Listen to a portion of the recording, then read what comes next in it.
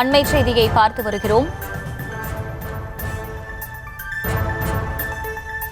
வங்கதேச அணியின் கிரிக்கெட் வீரர் தமீம் இக்பாலுக்கு மாரடைப்பு ஏற்பட்டிருப்பதாக தகவல் வெளியாகி இருக்கிறது.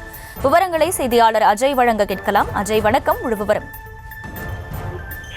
வங்காளதேச முன்னாள் கேப்டன் தமீம் இக்பாலுக்கு இன்று காலை மாரடைப்பு ஏற்பட்டிருக்கிறது. தற்போது அவர் வங்காளதேச டாக்காவில் புறநகர் பகுதியில் உள்ள சவாரியில் மருத்துவமனையில அனுமதிக்கப்பட்டிருக்காரு. வங்காளதேசம் சவாரியில் உள்ள முகமதிய விளையாட்டுக் கழகத்திற்கும் சைனாப்பூர் கிரிக்கெட் கழகத்திற்கும் இடையிலான டாக்கா பிரீமியர் லீக் கிரிக்கெட் போட்டி நடைபெற்றுக் கொண்டிருந்த போது ஃபீல்டிங்கின் போது தமீம் இக்பாலுக்கு நெஞ்சுவலி ஏற்பட்டிருக்கிறது. நெஞ்சுவலி ஏற்பட்டதும் ஹெலிகாப்டர் மூலமாக அவரை டாக்காவிற்கு விமானம் மூலம் கொண்டு செல்ல ஏற்பாடுகள் செய்யப்பட்டன. ஆனால் அவரை PKS மைதானத்தில் இருந்து விமானம் மூலம் கொண்டு செல்ல முடியவில்லை. பின்னர் சிகிச்சைக்காக மருத்துவமனையில அனுமதிக்கப்பட்டிருக்காரு. உள்ளூர் மருத்துவமனையில ஆரம்ப பரிசோதனைகள் செய்யப்பட்டன. அங்கு லேசான இதய பிரச்சனை இருப்பதாக சந்தேகிக்கப்பட்டது. அவரை டாக்காவிற்கு கொண்டு செல்ல முயற்சிகள் மேற்கொள்ளப்பட்டன.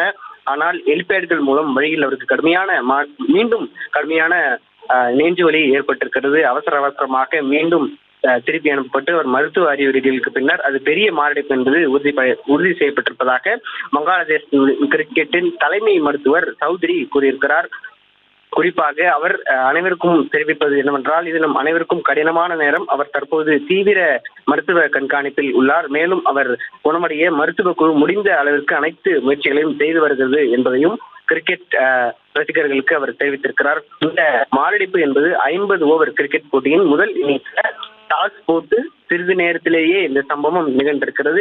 தற்போது தமீம் இக்பாலினுடைய உறவினர்கள் எல்லாம் அவர் அனுமதிக்கப்பட்டிருக்கக்கூடிய சாவாரா மருத்துவமனைக்கு சென்று கொண்டிருக்கிறார்கள். மிக தீவிர சிகிச்சையில் தற்போது தமீம் இக்பால் இருந்து வருகிறார்.